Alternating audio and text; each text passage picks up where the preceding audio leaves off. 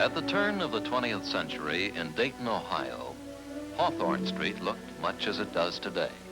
Men and women are still living who remember how in the years 1900, 1901, 1902, 1903, the quiet, slow-spoken Wright brothers came walking down Hawthorne, back again from their journeys to Kitty Hawk, and how with that bent, alert, probing way of theirs, they strode past the homes of Vance the harness maker, Pahoud the stone cutter, Wellborn the wagon maker, Wolfram the carriage trimmer.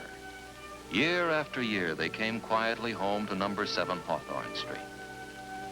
But once within the house, reserve left them. With their father, Bishop Milton Wright, their sister Catherine, or the young girl Carrie Grumbach listening unobtrusively, the Wright brothers studied aloud, discussed exhaustively, argued in detail, and at last conceived the principles that were to open the skies to the navigation of men. Around the corner from Hawthorne on 4th Street, Orville and Wilbur Wright tested not only their ideas, but they examined the theories of other men who had explored the possibilities of flight.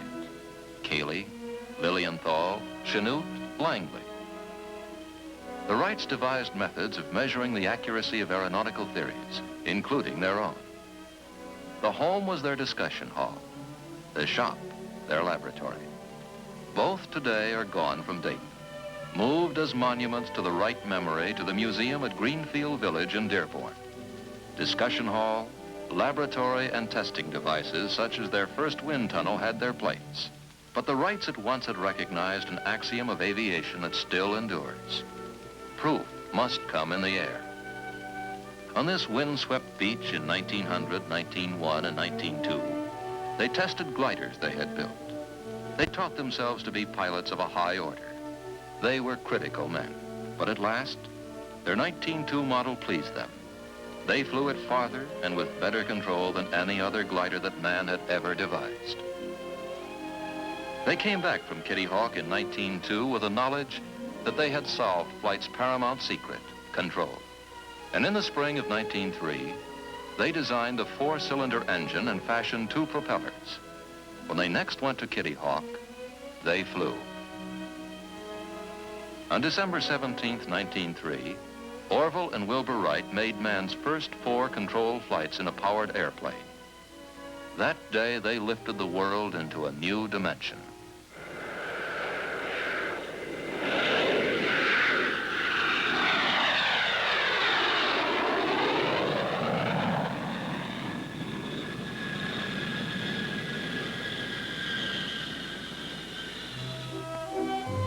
What the Wrights had achieved at Kitty Hawk barely evoked passing attention in a nation whose people were absorbed with the problems of a dynamic new age.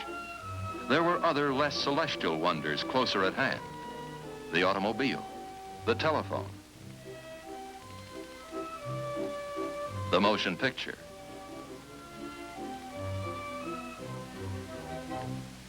But at number 7 Hawthorne Street, December 17th, 1903 was a momentous day. The young girl who was then the Wrights' housekeeper, Carrie Grumbach, remembers. I remember the telegram when it come, that they had flown, that they had done what they said they would do. They always did as they had planned. The telegram from Kitty Hawk had a special significance for the mechanic who worked in the Wrights' bicycle shop, Charlie Taylor. Of course, I was greatly pleased to know it had been accomplished, but at that time it didn't seem to be anything wonderful at that. I started on repairing bicycles back in the 80s.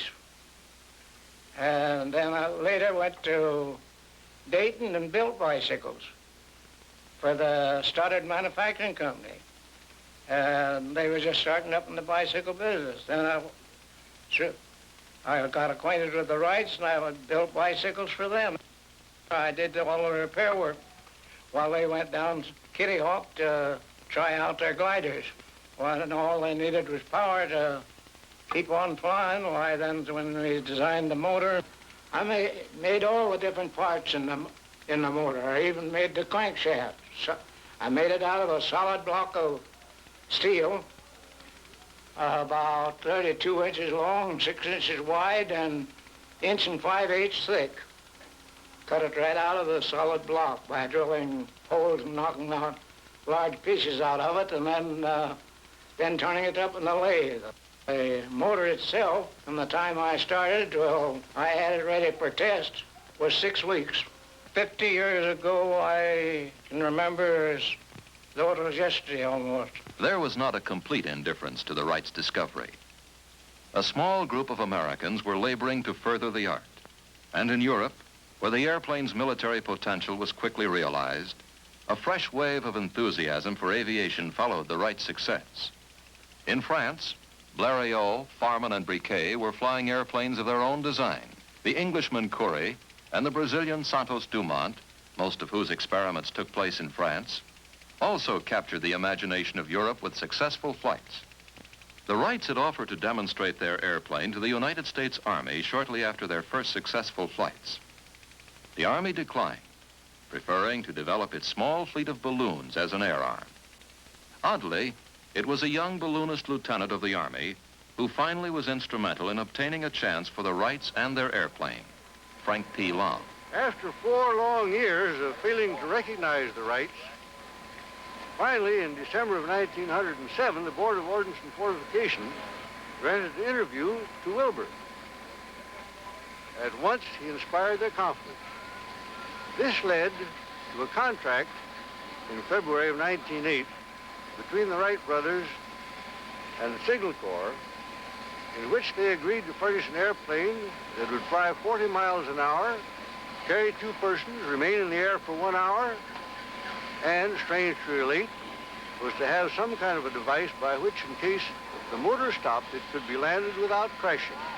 In the summer of 1908, Orville Wright brought to Fort Myer, Virginia, the airplane that was to fulfill the specifications of the contract.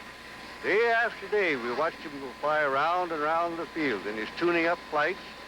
And finally, on the 9th of September, he broke the world record by staying in the air for over 1 hour. On landing, he came to me and said, "Would you like to go up?" You can guess my answer.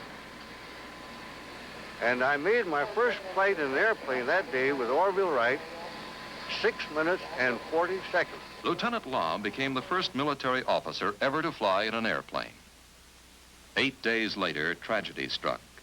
On a flight at Fort Myer, Lieutenant Thomas Selfridge was killed. Orville Wright injured. Shocked, but not deterred, both the Army and the Wrights moved to improve the airplane. In the summer of 1909, both Wilbur and Orville Wright came to Fort Myer, this time with a new airplane. It fulfilled the specifications, including an hour's flight, in which it was my good fortune to ride with Orville for 1 hour and 12 minutes. Another young Army lieutenant, Benjamin Falloy, had a chance to fly in the Wright plane at Fort Myer. On the day following the endurance test with Orville Wright and Lieutenant Lom, the Orville, with a quiet little grin on his face, invited me to be his guest on the crucial and final cross-country and speed tests. The grin on Orville's face was for my benefit, particularly as I'd been responsible for laying out the course between Fort Myer and Alexandria, Virginia, and there was not a landing field on the entire homebound course except Fort Myer drill ground. On July 30th, we took off on the final cross-country and speed test. Shortly after we straightened out on the course for Alexandria, Orville, with this same little grin on his face, told me that if he had to land anywhere on the route, that he'd pick out the thickest clump of trees he could find and land on top of them. Fortunately, the little engine that we had at the time carried us all the way through without any difficulty. And we finally landed back at Fort Myer drill ground with 3 world records, cross-country, 10 miles, altitude 600 feet, and speed 42.5 miles an hour. The United States Army had an airplane. The need now was for pilots. There in the fall of 1909, under Wilbur Wright's instruction, Lieutenant F.E. Humphreys of U.S. Engineers and myself were taught to fly, and at the end of some 3 hours were soloed and told we were pilots. So in 1909, the military airplane was mated to the military pilot. Meanwhile, all over the world, aviation pioneers, encouraged by the Wright brothers' flights, were hard at work. The principles of flight were now widely known, and designers were applying them to many types of aircraft. Glenn Curtiss, Glenn Martin, and the Canadian J.A.D. McCurdy were designing and flying airplanes in competition and for exhibition. In Europe, the airplanes of Blériot, Paulhan, Farman, and de Havilland were demonstrating obvious advances in both speed and range. And in Russia, Igor Sikorsky was taking his first steps into the age of flight. And I remember very, very well the early interesting period in France in 1909 and 1910 when the very first attempts were made to push aviation from the purely original experimental flying to some kind of successful practical achievement. I have seen Blériot coming in the same factory to purchase his motor, on which a few months later he crossed the English Channel. And at that time, I had my share of failures with the first helicopter, which was a fine machine, only it couldn't fly. Glenn Martin remembers an episode of his pioneering days. I've just been reading an old postcard sent by our family doctor to my mother, dated September 30th, 1910. This is at a time when I just began to leave the ground in a flying machine. And it says, "For heaven's sake, if you have any influence with that wild-eyed, hallucinated young man, call him off before he is killed. Have him devote his energies to substantial, feasible, and profitable pursuits, leaving dreaming to the professional dreamers." For a dreamer, Glenn Martin was attracting a remarkable group of clear-thinking young designers as workmen. The first to join him was Donald Douglas. I guess it must be getting old, because somehow it becomes fun to reminisce. Well, my first memory of things in aviation was seeing the first Wright airplane demonstrated for the Signal Corps in 1908 at Fort Myers, outside of Washington. So I took the streetcar and one thing and another and got out to Fort Myers. Well, there she was, as I had seen her pictured, the old Wright pusher. And there were Wilbur and Orville. And there was that old launching device that kind of looked like a guillotine, and they had the airplane perched up at the starting part of the track and the weight all ready to go. And I remember well, I believe it was Wilbur, going out and holding up a bit of dust and dropping it to see that there wasn't a bit of wind. And then, as I recall, it was Wilbur that got into the machine with, I guess it was Colonel Lom, and they pulled the old latch, and down this little wooden track it went with those funny old props batting around at apparently a pretty slow speed, and off she went. One of the first pilots was Roy Nobenschuh, who was a balloonist even before he became an airplane pilot. This gentleman I'm pointing out right back of the pilot was Walter Brookins. Walter was a great pilot. His judgment was uncanny, but he was very temperamental. As a matter of fact, he, Arch Hoxsey, and Ralph Johnson was the three best pilots that the Wright Company had, and each one tried to outdo the other. My friend Dick Ferris remarked to me one time, he said, "I have been an impresario. I've handled actors and prima donnas. But," he says, "these aviators start in where the other fellow leaves off." And he says it's impossible to do anything with them. The ambitions of some designers went far beyond their skills. As Igor Sikorsky has said, In the history of aviation, there have been many contraptions which, to the good fortune of their inventors, failed to fly.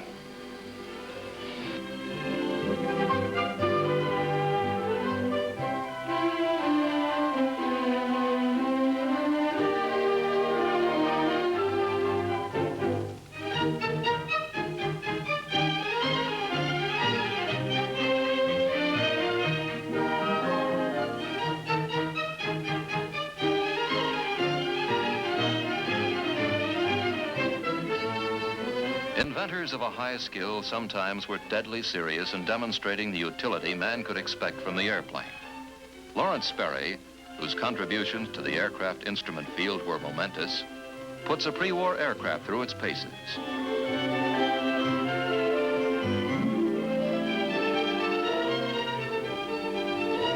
All this ferment, however often it seemed to lack direction, was contributing in one way or another to the growth of aviation. The airplane was growing cleaner in design. Its horsepower was more dependable. The disparaging term aeronaut was giving way to aviator, a term of respect. Aviation was emerging as a science. A pioneer aeronautical engineer and educator, Dr. Jerome Hunsaker. Professional education in aeronautical engineering began in this country at MIT in the winter of 1913-14. This course was started by President McLaurin borrowing me from the Navy Department and supplying me with one assistant as staff, who was a recent graduate in mechanical engineering, Donald Douglas, from whom more was to be heard.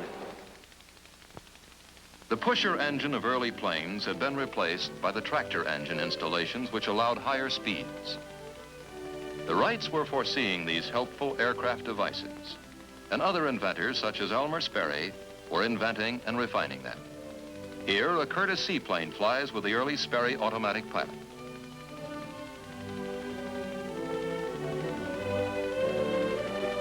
Almost without exception in the first decade of the airplane, the designers were pilots. They built, tested, and flew their own designs.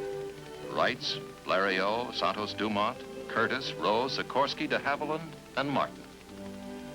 At Glenn Martin's, a band of engineers and craftsmen had gathered together whose names and time would be synonymous with aircraft designs of world rank. Donald Douglas, James H. Dutch Kindleberger, Lawrence Larry Bell, Alan Lockheed, John Northrop. The United States was the cradle of flight. Inventors of a high order had appeared. Our pilots were unmatched. First-rate designers emerged. Brilliant men specialized in the components of the airplane.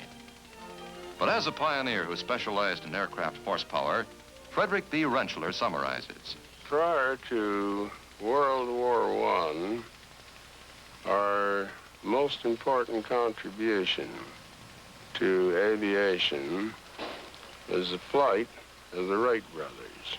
From December 1909 to March 1911, 13 months, the entire United States Air Force consisted of one officer, myself, one civilian mechanic, 8 enlisted men, one airplane.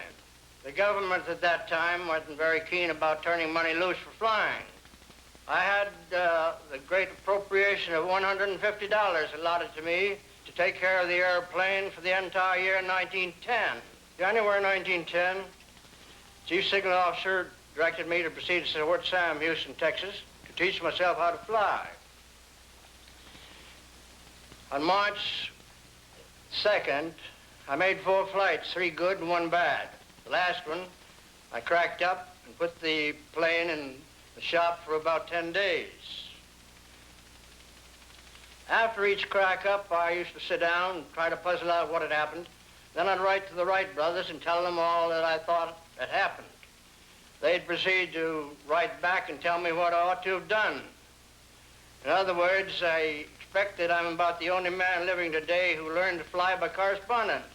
2 air-minded young lieutenants shortly joined General Falloy, the one-man Air Force. They were Hap Arnold and T. DeWitt Milling. Looking back 42 years ago to March 1911, the month in which General Arnold and myself were ordered to Dayton to learn to fly with the Wright brothers, and to think of the plane that we used at that time and see the advance that has been made since, it seems incomprehensible that one man in his own lifetime could live through such progress. After our very brief period of instruction of about a week, 2 to 3 hours in order to learn to fly, we were sent to College Park, Maryland. We immediately started in to try to find some method by which we could develop from the standpoint of taking photographs, using the machine gun, dropping bombs. The air arm of the United States Navy began under equally apathetic circumstances. Naval Aviator Number 3 was Admiral John H. Towers. In the autumn of 1911, when I was quite a young naval officer serving aboard one of our battleships, I got the idea that I wanted to learn to fly, that naval aviation would amount to something for naval purposes. So I put in a request to the Navy Department. And they came back and quite frankly said that they didn't believe aviation would ever amount to anything. But if it turned out to be otherwise, they would consider my request. During that winter, Congress appropriated money for the Navy to buy 3 airplanes. So they were in it whether or not they wanted to be. And then they decided to select 3 officers to be taught to fly as part of the contract with the manufacturers of the airplanes. I was fortunate enough to be one of those 3 officers. The other 2 were Ellison and Rogers. I also became a very close friend of Glenn Curtis and was associated with him throughout his whole life. The man had an enormous amount of vision. He had already conducted, in cooperation with the Navy, tests of landing an airplane on a platform, on a cruiser, and also of taking off. But he had in his mind then the idea which later developed into the powerful carriers that we have today. The airplane now had official recognition, both from the Army and the Navy, but it was a cautious acceptance. The time-forged armament still held sway. When the fledgling Army flyers experimented with a primitive bomb sight and a Lewis machine gun, installed in aircraft at College Park, Maryland, they landed and foresaw whole battles that someday might be fought in the air. The War Department promptly pierced that bubble. An official spokesman pointed out with finality that the Army had airplanes for just one purpose: reconnaissance.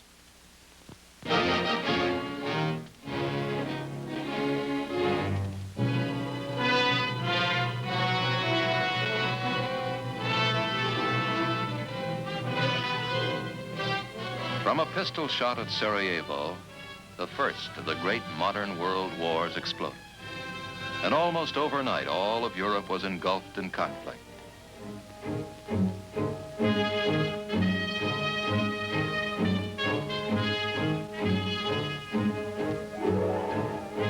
Once the great armies had met head-on, the conflict resolved itself into a desperate struggle to hold this plot of ground, this foot of earth. Military analysts called it positional warfare. But the foot soldiers knew it only as a war of trenches, a desperate fight for a waterlogged hold.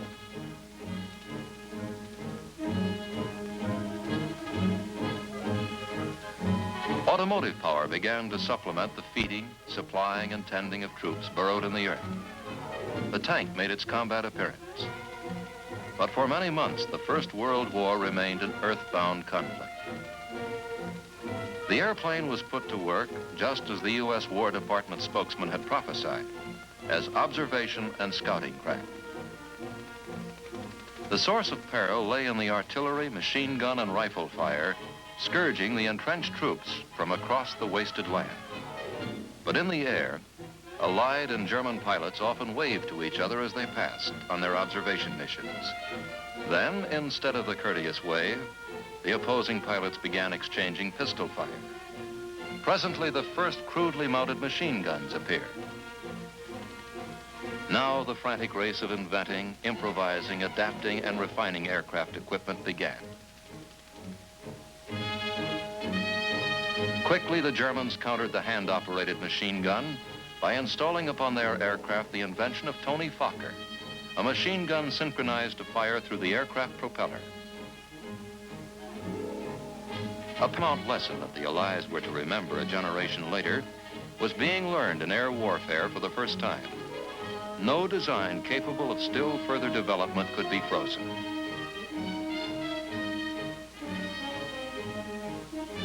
And countermeasures must be met by countermeasures.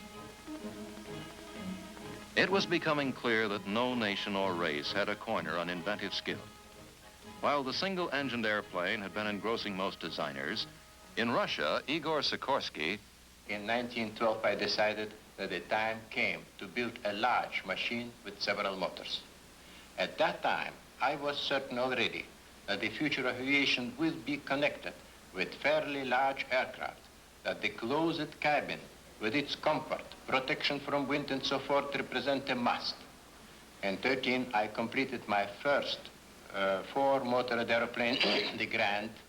The ship proved a complete success. It flew quite well. The Grand's military successor, the Ilya Muromets, was the first four-engine bomber in world history. It struck time after time at the Central Powers on the Eastern Front. The internal combustion engine now became an instrument of intensive technical development. The first successful engine had not been developed until 1860.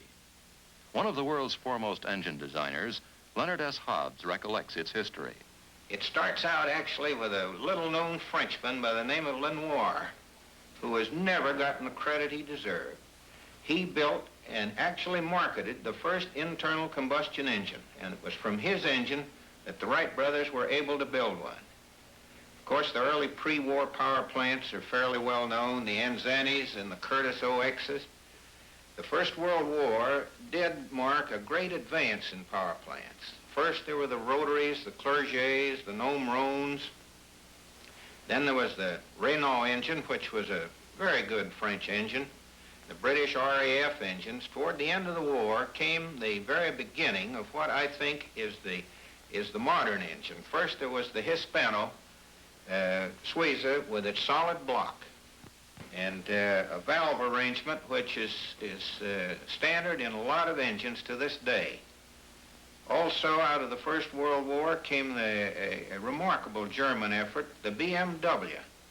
Now, this engine is the first engine that I know of in all history that attempted to overcome the effects of altitude on power.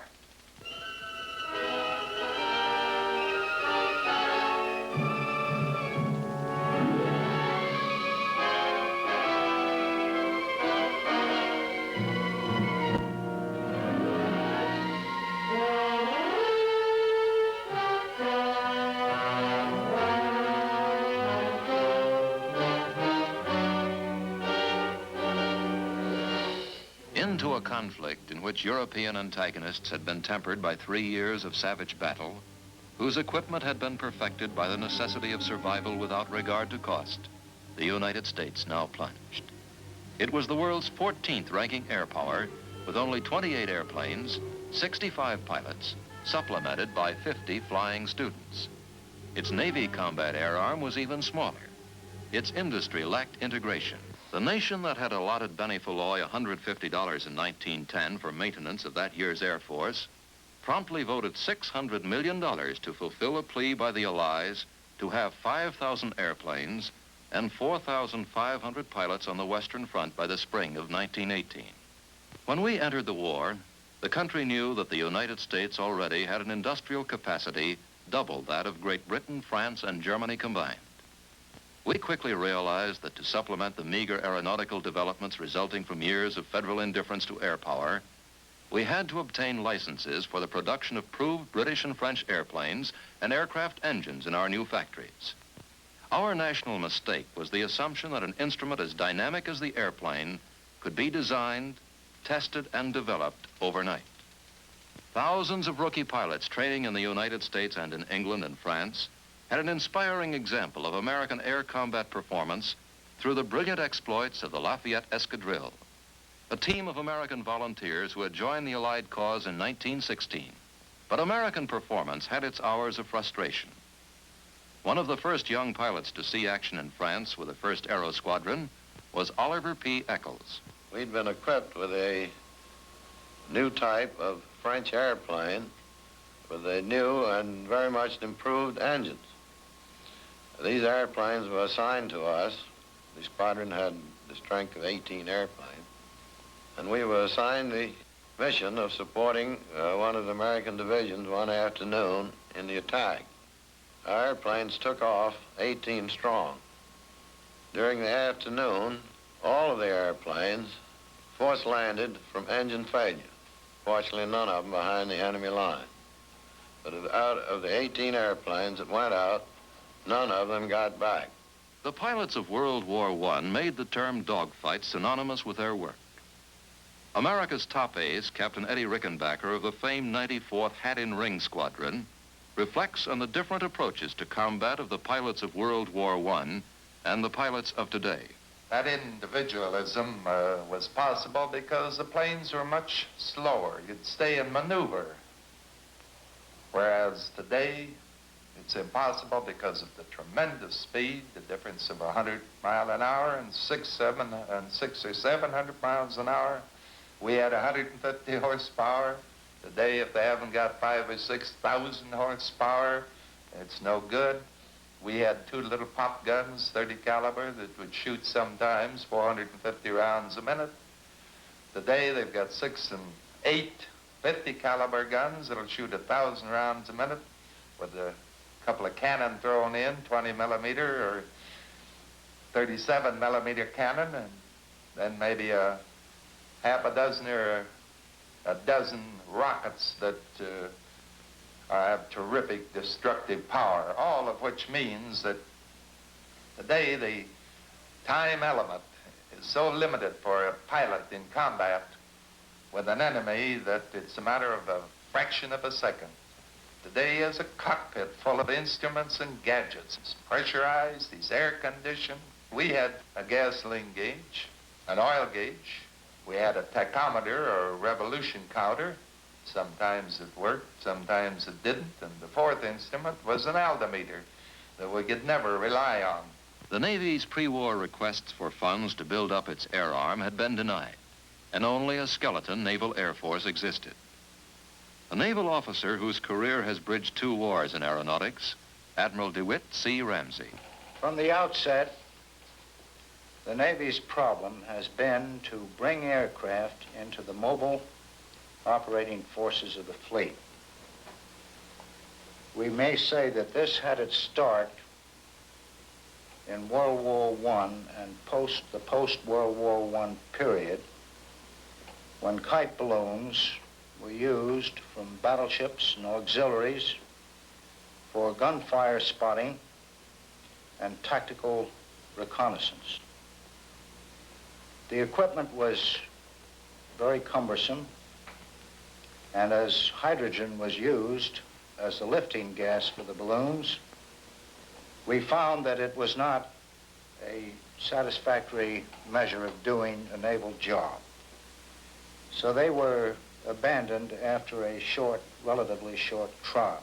The real beginning of naval aviation, let us say, took place in England, where during World War I, the latter part of it, the British converted 2 ships, the Furious and the Argus, and built into them the features which were desirable for aircraft launching and recovery. I happened to have been in England about that period and kept our Navy Department informed of the progress of the British in this field. As a result, the Navy embarked on an initial program of converting the old Collier Jupiter into our first flat top, the Langley. In 1918, as the war began to move toward its climax, American aircraft equipment still had not entered combat. An intensive effort was being made to perfect the Liberty engine. Before the Liberty or any other aerial product of the United States designing boards could be put in action, the final critical offensive of World War I had begun. Millions of men pulled out of trenches to attack or retreat. Above them, to be sure, planes flew in bombing and strafing missions. Individual pilots whose names became legendary met in dogfights. Germany's von Richthofen, France's Fonck, Canada's Bishop, Germany's Goering, and such American aces as Rickenbacker, Luke, Lufberry, Vaughan, Springs, Kindley, Landis, Schwab, Hunter.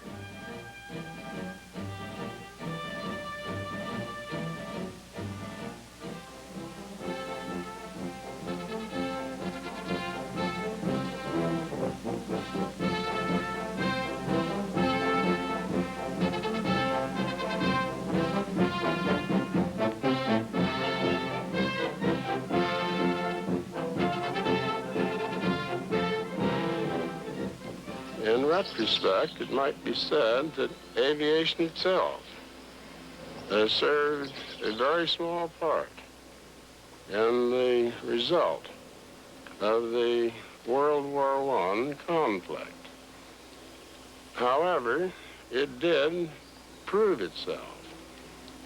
That is, that it was easy to recognize that with proper equipment, at another later time, aviation might become a real instrument of military warfare. After the war was over, a great many of American boys had been taught to fly, but they didn't get to the front. Of course, after the war was over, they had nothing to do, and there were a great many surplus airplanes. And that is the period when you hear so much about of the days of barnstorming. After the war, with all these surplus airplanes, a lot of the fellows who had been taught to fly then decided to go out and carry passengers and do stunts and regular exhibition flying, principally at county fairs and state fairs and things of that sort. Both the Army and Navy Air Arms shortly were reduced once again to organizations hardly larger than the membership of a civic club. Yet in both services, the men who remained were uniquely zealous advocates of their calling. Almost to a man, they realized they had only begun to explore the capacities that the airplane offered in size, speed, range, and altitude performance. A decade was dawning in American history that was to be known flippantly as the era of wonderful nonsense.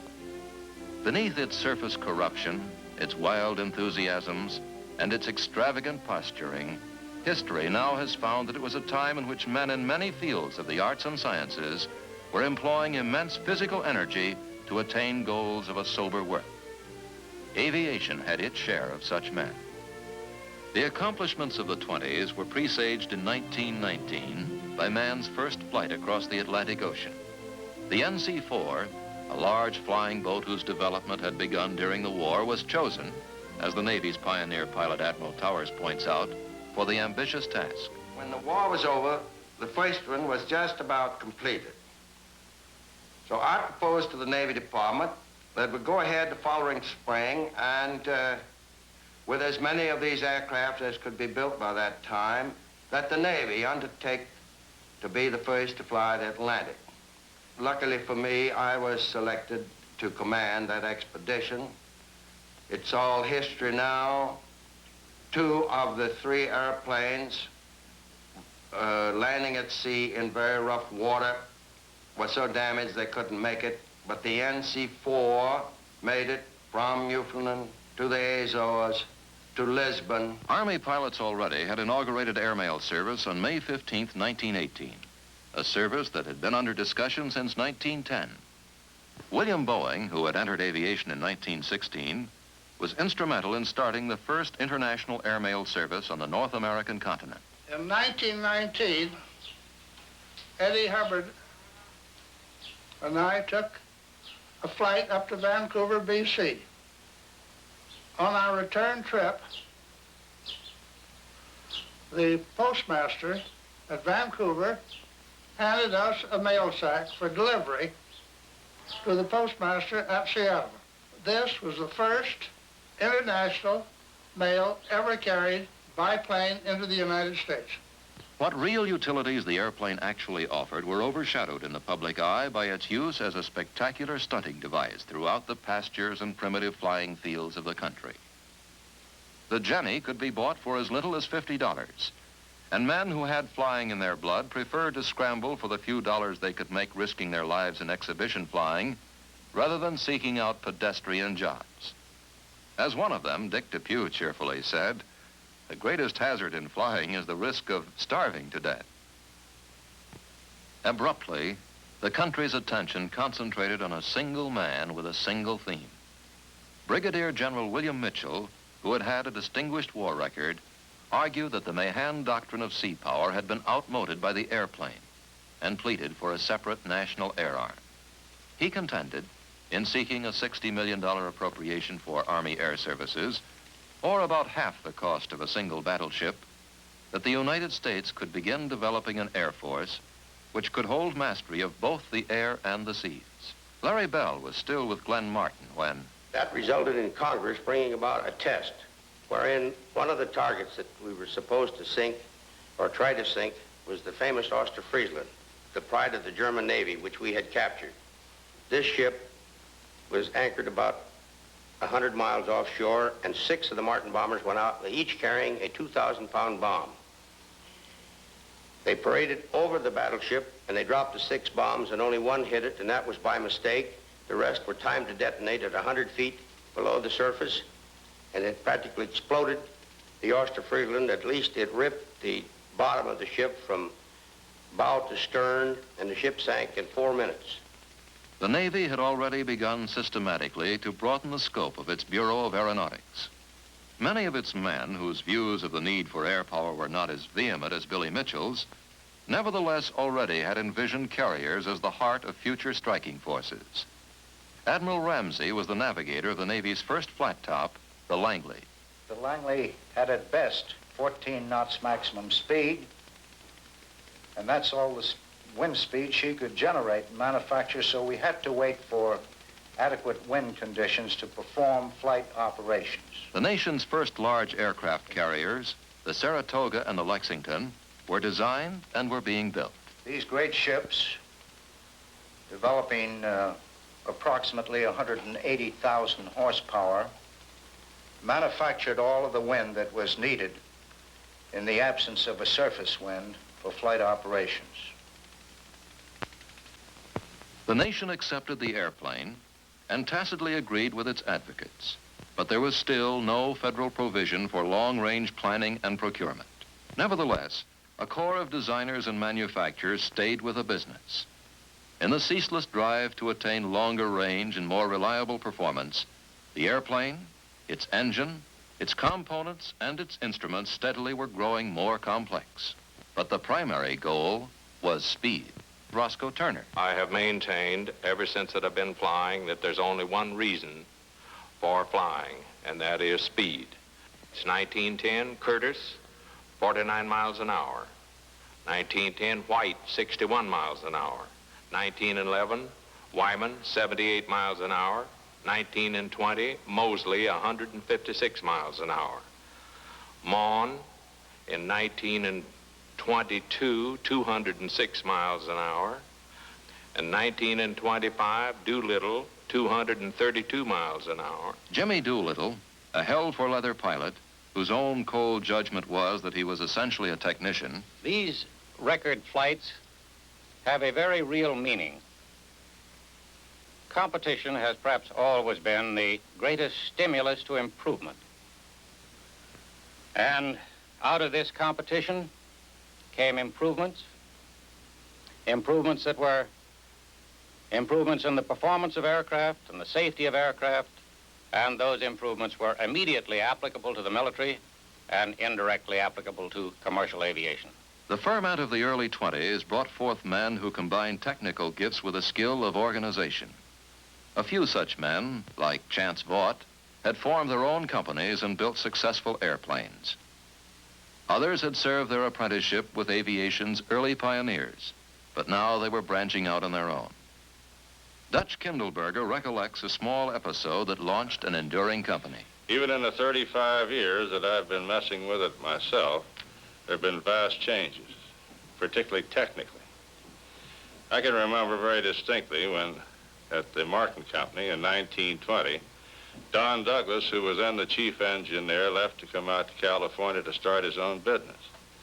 I helped him pack. We packed up from his office about, 2 ordinary condensed milk cartons full of data. In those 2 cartons, we put everything that was known and printed, and some of it wrong, about the science of aviation engineering. Today, you couldn't pack into this room the index of such technical information, let alone the subject matter.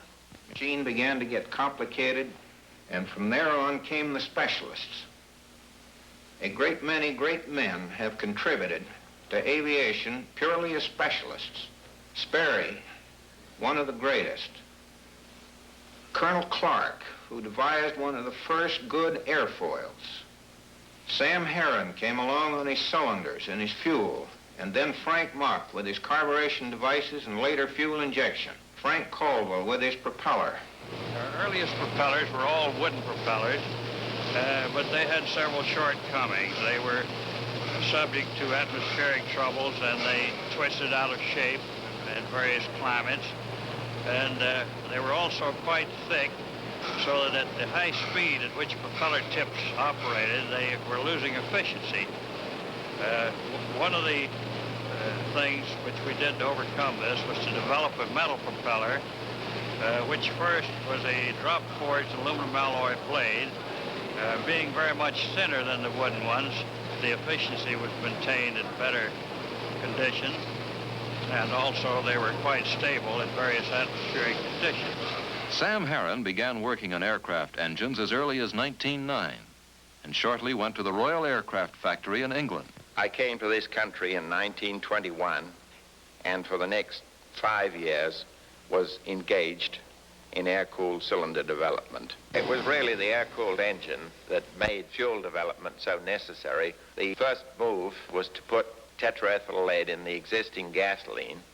Later, the Air Force got the idea of adding the component that has the high end of the octane scale to the gasoline, and that eventually led to 100-octane gasoline. Frank Mock, the carburation and fuel control specialist. Our carburation work has always had to be a good bit like that of the Wright brothers, in the respect that we could get little guide from the textbook. The automobile carburetor, of course, was designed to operate on the level. The aircraft carburetors have to climb, dive, even fly upside down. Also, they have to go up an altitude where the air is thin. Mock, Hobbs, Sperry, Clark, Caldwell, Harron. The singular devotion with which these men and scores of other specialists pursued their particular fields leads H.M. Jack Horner, whose own specialty of aircraft production combined the fruits of all their labors, to say, that heritage of research, development, background work that goes into aircraft has continued throughout the whole existence of aircraft and the great improvements that have come there too. After that, with flight becoming a little bit more common, I think it's important to realize the fervor with which those individuals did carry on their work. It was a passion with them. Then, midway in the 20s, came two events that turned the course of American aviation sharply upward. First, the government adopted the recommendations of President Coolidge's Morrow Board. These called for a sustained aircraft procurement program built on the foundation of a privately operated and technically competitive aircraft industry. Although both military airmen and technologists were convinced that the airplane long before had outgrown its function as a scout, the bulk of our aircraft still consisted of observation planes. Now, new, more powerful engines began to emerge for advanced aircraft, which both services had developed. The nation moved rapidly from a third-rate air power to international leadership. The second event was the successful dream Charles Lindbergh made come true.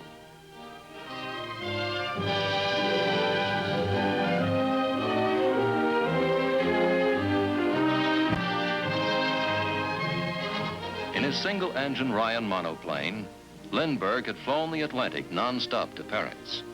2 weeks later, carrying Charles Levine as a passenger, Clarence Chamberlain flew the Atlantic and landed in Germany. First of all, we were trying to beat Lindbergh away. And second, we had to keep our plans a deep, dark secret because we had overheard Mrs. Levine say, if I thought my Charlie was going in that airplane, I'd burn it up.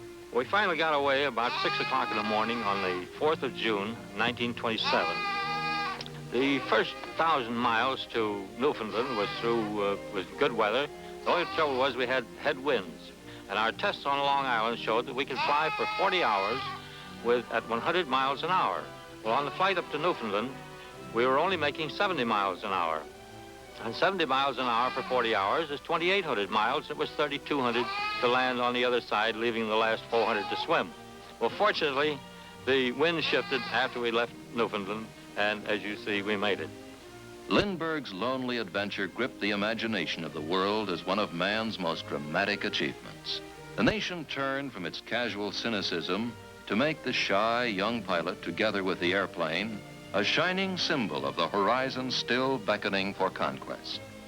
A vital factor in the ascendancy of American aircraft had resulted from the work of two companies concentrating on the intensive development of the radial air-cooled engine. In this country, Charlie Lawrence was the first one to go into the air-cooled side and did some quite good work. His products being eventually taken over by the Wright Company. And it was really one of his engines after a couple of major designs, and they were really major designs, but one of his engines that powered the Lindbergh flight. Following this came one of the best of all of the power plant engineers, George J. Meade, with his famous Wasp and Hornets, which set up a new standard. These engines had built-in superchargers and just about all the modern features. In fact, they are fairly representative of today's engines. Along with this came another of the major developments in the power plant, that is the turbo supercharger. The turbo supercharger was really quite a long time coming. The Frenchman by the name of Rateau had originally started to try and get it, but it took the General Electric Company and Dr. Moss to get this thing, which made almost all the difference in the world. The unusual engineering accomplishments of our American aeronautical industry began to bear fruit in the late 20s and early 30s. From a military point of view, for the first time, our various types of combat planes were unmatched abroad. Moreover, we found the solid beginning of commercial air transport. I remember very well one evening when Lindbergh and I were sitting in a small restaurant in Cuba, which we reached at the end of a Caribbean flight, and using the menu for paper, we made sketches of a transatlantic clipper. That was back in '31.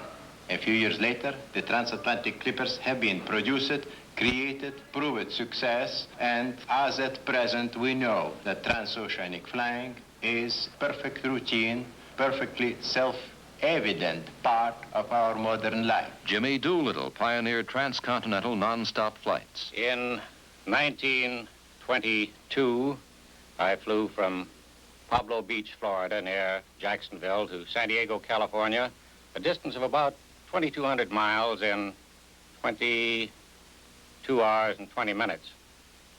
In 1931, I flew from Los Angeles, California to New York in 11 hours and 15 minutes. That first flight was the first time that the continent had ever been crossed in less than 1 day.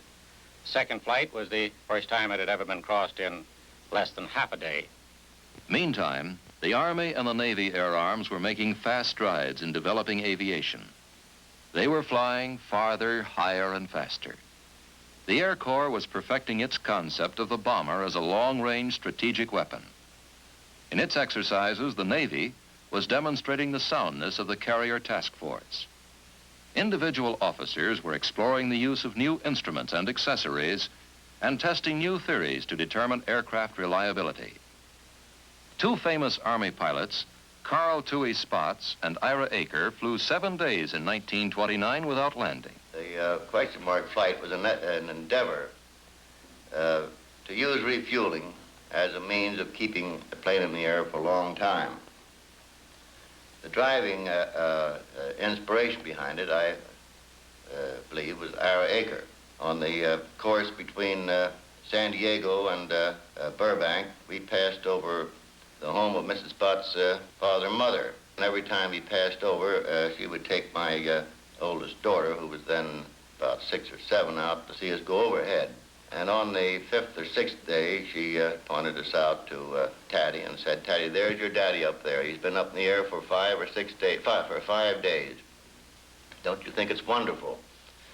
And Taddy looked up and said, "No, I think it's dumb." But the flight did prove that refueling was practical. General Aker remembers an incident that forecast the need for equipment which would permit line flying. In 1919, flying in the Philippines from Manila to Stotsenburg, our station at that time, I ran into a typhoon, and the rain was so heavy that I couldn't see the horizon. I fell in a spin, and only the fact that the Manila Bay was yellow and the rain was darker was I able to recover from the spin and fly home. To my surprise, I found for the first time that when you couldn't see, you couldn't fly.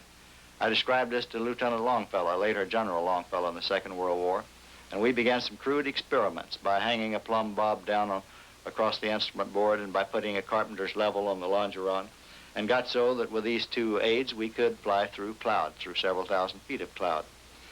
And that was one of the early days of instrument flying. 10 years after General Akers' Manila experience, Jimmy Doolittle, in association with the Sperry Company, tackled the problem. I made the first blind flight, the first completely blind flight, taking off under a hood, flying a prescribed course, and landing back under the hood without ever having seen out of the airplane.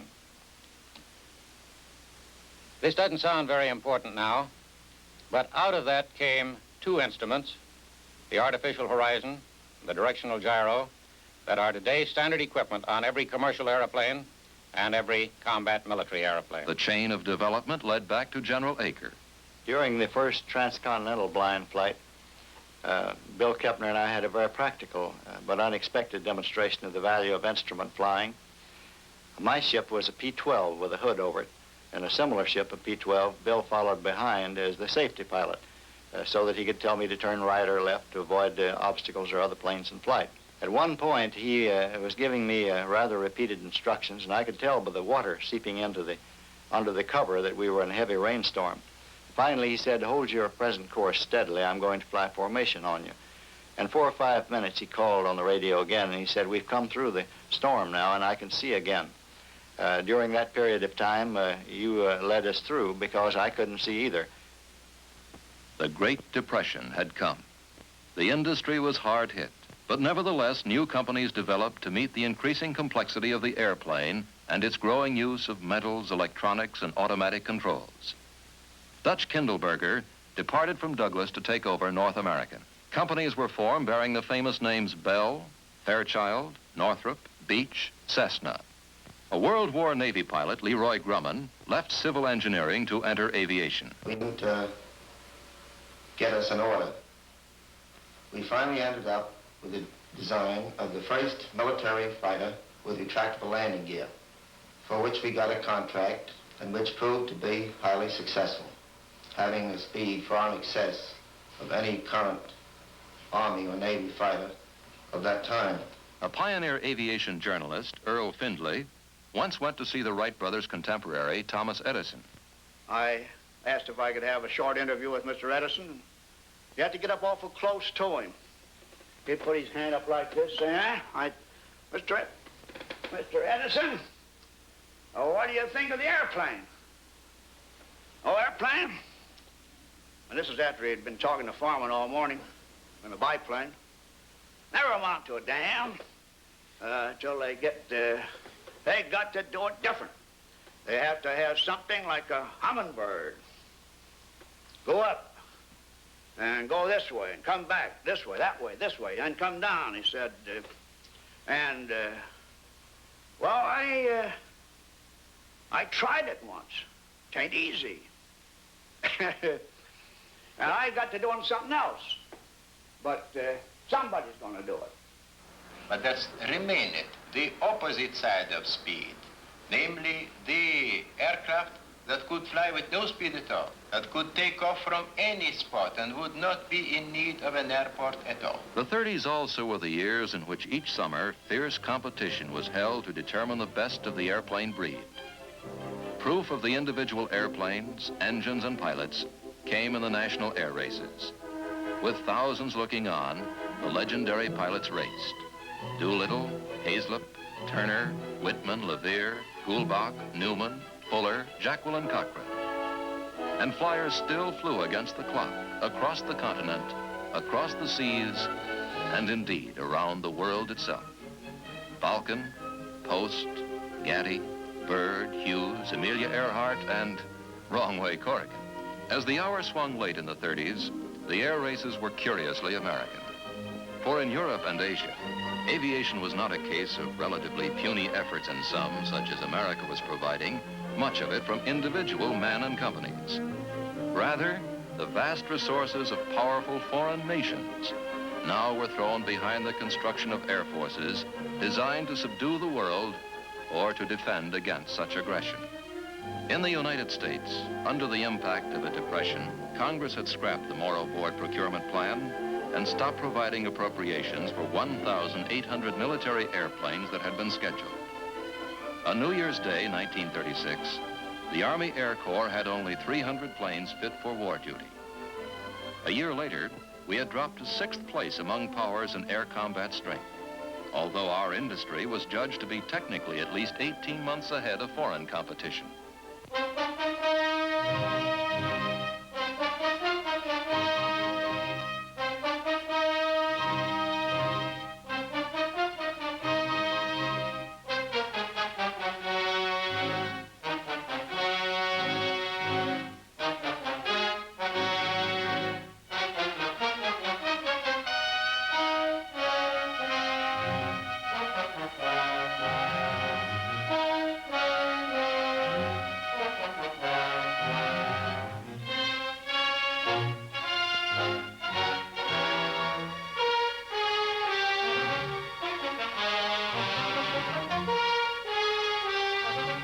Premier Daladier lamented, "If I had had 4,000 airplanes, there would have been no Munich." France had squandered a first-rate air power while she sat behind the Maginot Line. The British, too, had let the Axis powers outstrip them. Frantically, both countries turned toward the United States, aware that, in the very act of running hard to meet crisis after crisis, an emphasis had been placed upon research, experiment, and development, which gave the United States technically superior aviation equipment. So the free world turned to the United States, not only for airplanes, but all of those weapons embodying the modern arsenal. To expand its facilities, train workers, and to adapt its job shop operations to techniques of mass production took time. The tooling was still underway when Germany struck. Poland was shattered.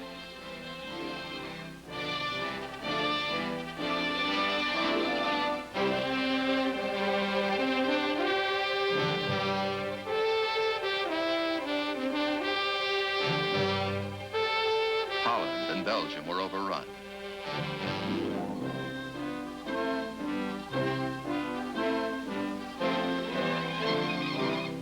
France succumbed.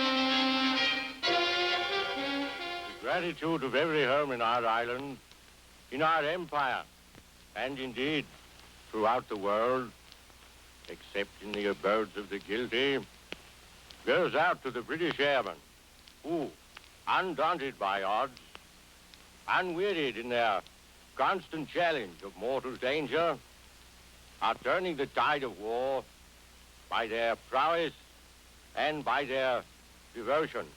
Never in the field of human conflict was so much owed by so many to so few. Now the stubborn British stood alone.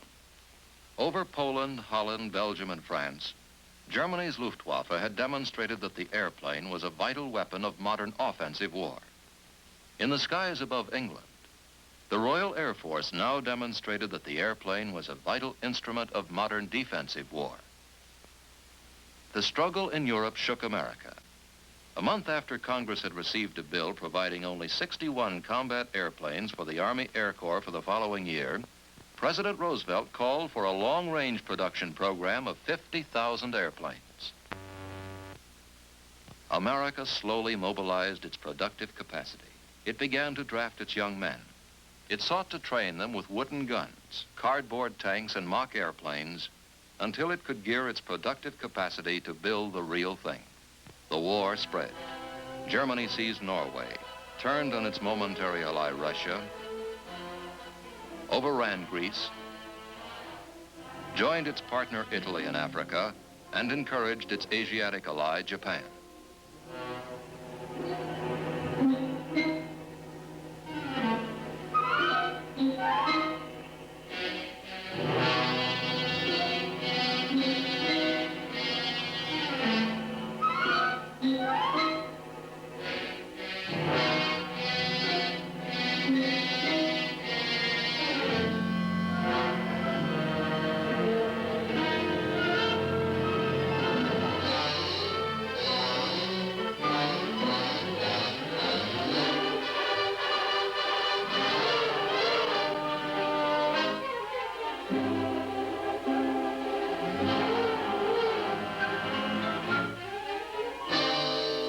Nothing could have convinced the people of America more surely of the bitter nature of modern war than the sneak punch that Japan threw at Pearl Harbor. The nation fell to work to expand its token battle forces and its production into a great tide of men and machines. To train men and to equip them required long months, particularly in aviation. Immediately after the President's pronouncement in 1940, licenses were given to the automotive group largely to assist in the production schedules which lie ahead. Nevertheless, until the end of 1943, the equipment which actually saw service on the various fighting fronts all over the world were furnished entirely by the aeronautical industry, because it was a fact that it required 20 months to 2 years for the average automotive company to begin. With their momentum at full flood, the Japanese swept through the Pacific. Jimmy Doolittle and a little band of flyers carried the war home to them in a joint Navy-Air Force operation. I've frequently been asked, what was the purpose and what was the effect of the first Tokyo raid? Well, the purpose was to take the war to Japan, to show them that their island was not inviolate. The effect? Well, the effect was to cause them to divert some of their military strength that was needed in the South Pacific to the protection of the home islands. The actual damaging effect was very little. Our airplanes were on the Hornet. We were intercepted just after daylight on the morning of April 18th, 1942, by Japanese surface craft. We took off immediately, proceeded to target, and all but one of the planes carried on to the coast of China. We carried 1 ton of bombs in each one of 16 airplanes. We dropped 16 tons of bombs on 4 or 5 different targets. When you realize that from the Marianas in the later stages of the war, B-29s were carrying as much as 6,000 tons of bombs in one operation and dropping them on a single target, you realize how puny our effort was. Slowly, the nation began to regain control of the air and the sea lanes that it had lost in the Pacific. The first great victory was the Battle of the Coral Sea. Captain Thatch, one of the Navy's ablest flyers and tacticians, remembers that battle and the subsequent Battle of Midway. If you're going to apply the principle of concentration of force, for example, you've got to work with other people and have a good system of teamwork. I think that's one of the reasons why an attack by a carrier-based air group is so effective. It's almost a simultaneous thing, like a 1-2 punch in boxing. In the Battle of the Coral Sea, for example, the dive bombers and torpedo planes and the fighters came in almost simultaneously, but the enemy concentrated on the dive bombers. At the same time, that let the torpedo planes in, and they did most of the damage. On the other hand, in the Battle of Midway later, the enemy fighters concentrated on the torpedo planes, and the dive bombers came in almost unmolested. I could see them coming down like a huge waterfall, and there were practically no misses. They were the ones that did the job in the Battle of Midway. With its growing stream of trained soldiers, sailors, and airmen equipped with improved weapons, the United States and her allies took the offensive. Rommel was driven from Africa. Sicily and Italy were invaded. From their bases in England, American bombers began to strike at the heart of Germany under the direction of General Spaatz. Strategic bombing was one of the ways of winning the war. And our fighter operations, in a large measure, developed into covering operations for the bombers. In order to do that, we had to have the development that had taken place. Good radio, so the leader of the fighter outfits could not only talk to his own men, but be in communication with the bombers, and in turn get some guidance from ground control stations on the ground by radio. This resulted in a different type of fighting and a different type of operation. But it proved conclusively in World War II that the airplane had developed to such an extent that air warfare became a different war altogether than land and sea warfare. Wellwood Beale, a member of the team of designers who created the B-17, saw the airplane altered from a defensive to an offensive weapon.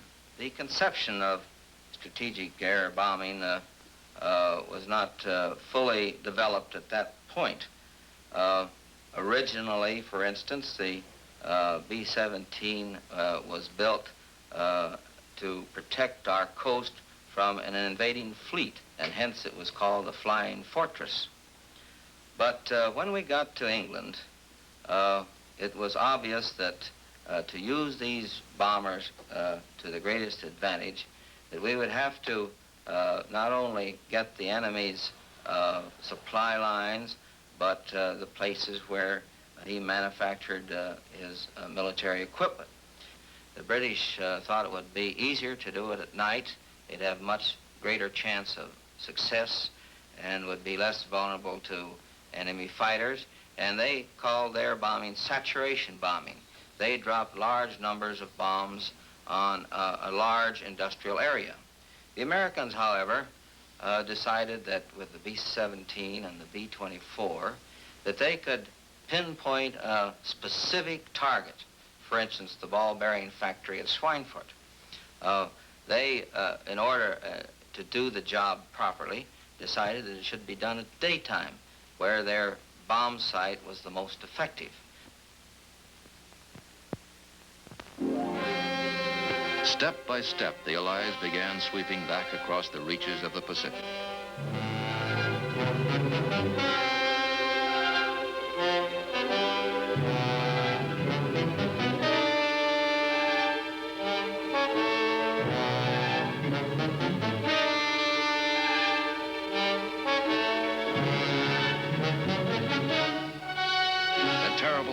We took Tarawa, Saipan, Kwajalein, Guam, Bougainville, and the Philippines, setting the stage for the aerial assault on Japan itself. At home, the United States had channeled its great energies and its vast technologies to produce in flood the goods of war. And now, with our allies, our integrated sea, land, and air combat team attacked.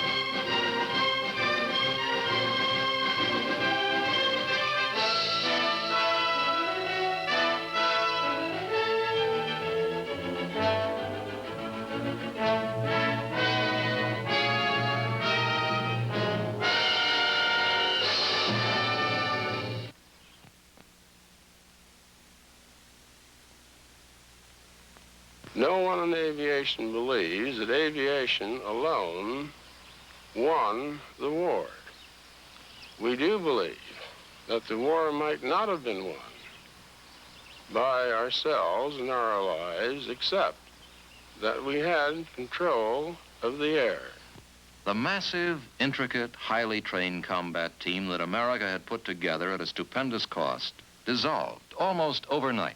A free people yielded to a free impulse. They demobilized their men and discarded much of their equipment. In the field of aviation alone, they had built an incredible 96,318 airplanes in the war year of 1944. 2 years later, the production had shrunk to 1,669 planes. Where the civilian aviation interest had turned to stunting and barnstorming at the end of World War I, now the airplane had assumed the civilian role of a fast passenger and freight carrier. The network of airlines, which had sprung up in the 20s and 30s, was extended to every corner of the free world. 4-engine transports of ocean-spanning range sped millions of passengers across the continent and across the seas. The wartime DC-4 and Constellation were followed by faster, farther-ranging successors, DC-6s, advanced Constellations, Stratocruisers, and such twin-engine ships as the 202 and 340. In a time of spiraling costs, only air travel grew cheaper. From fewer than 6,000 passengers the airlines had hauled in 1926, they quickly rose to where in 1952 they carried 24 million passengers, 12 billion passenger miles. The Wright brothers' vision was still the goal of virtually all men in aviation, such as Robert Gross, whose industrial team produced the Constellation series. Of course, it's obvious to, I guess, everyone that the airplane has been preponderantly military since its start many years ago. But there are signs, particularly in the last few years, that perhaps it wasn't always going to be ponderantly a military weapon.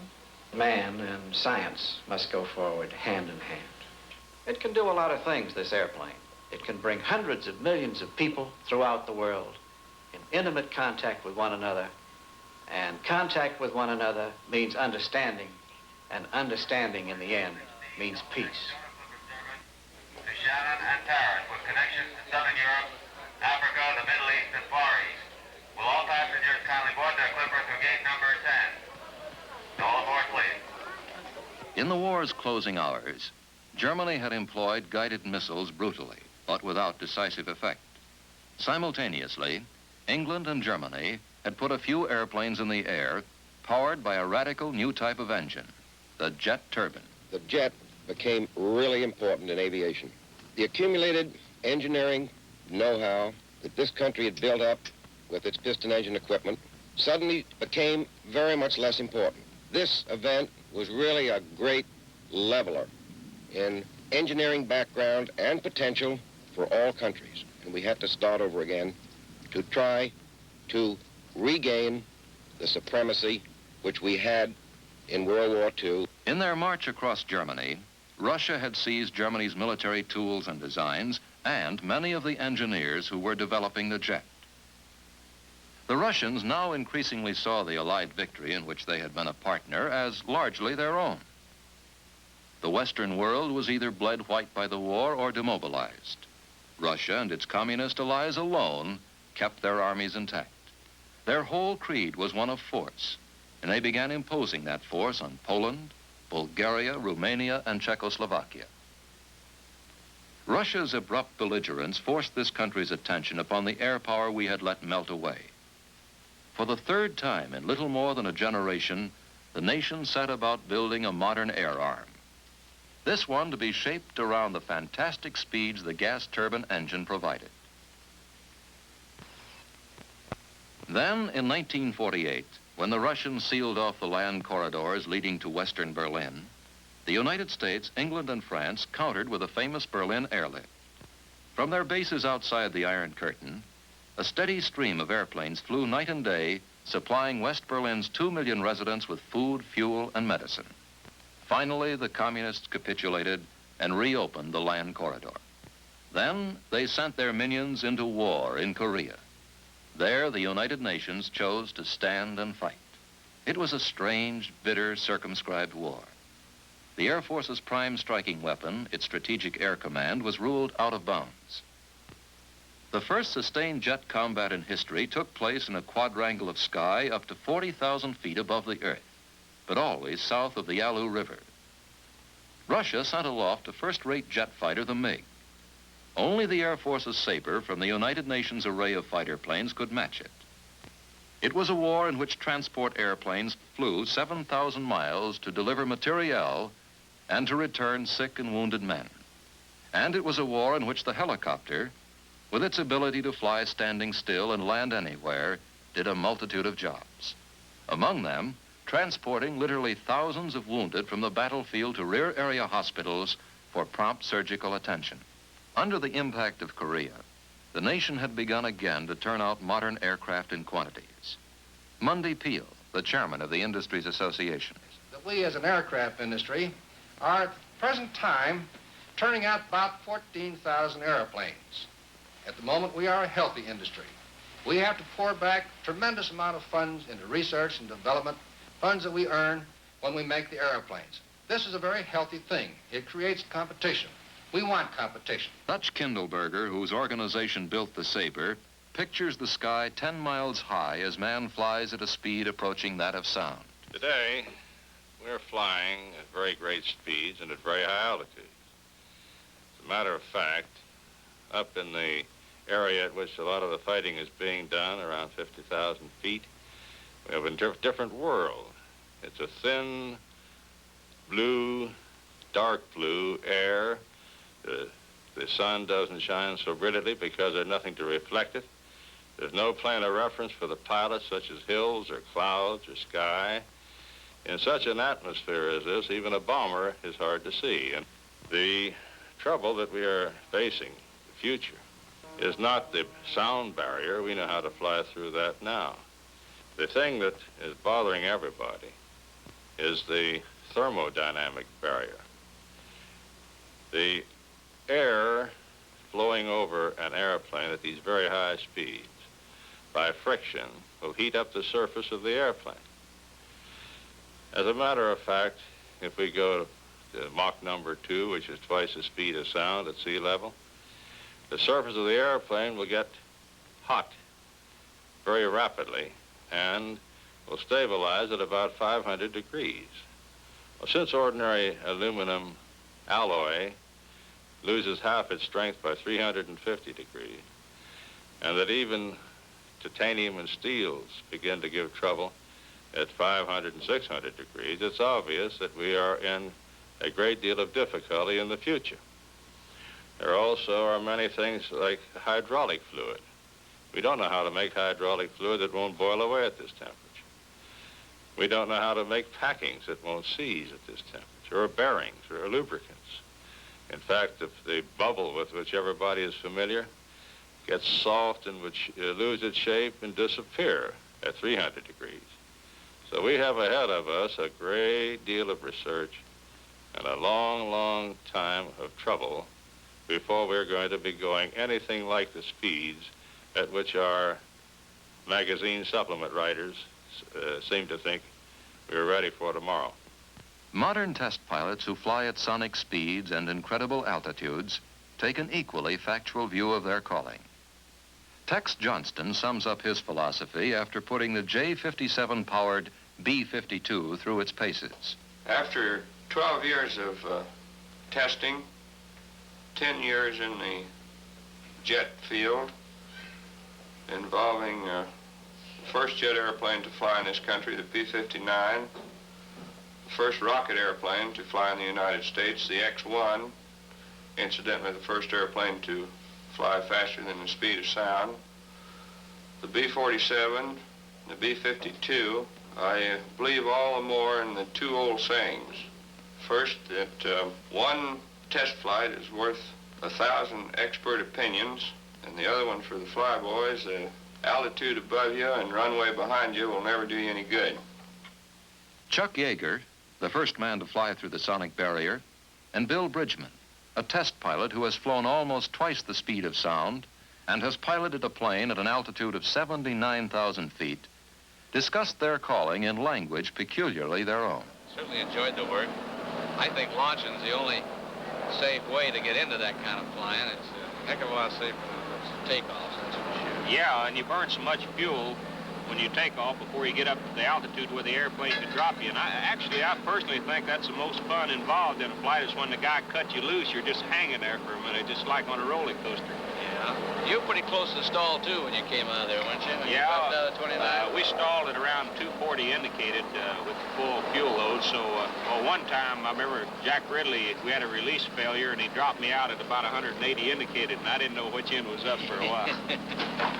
Well, I noticed on the skyrocket that when we first dropped out, you could kind of feel the stall by watching the boom out there. When the boom began to shake while she was on the nipple. I don't know whether you see it bend. I see it oscillate a little bit, yeah. And so the airplane has evolved from the Wrights, whose first flights at Kitty Hawk were at speeds hardly faster than an athlete can run, to speeds today where the Bridgmans, the Jaegers, and the Johnstons travel faster than a bullet. Horizons far beyond today's achievements still beckon.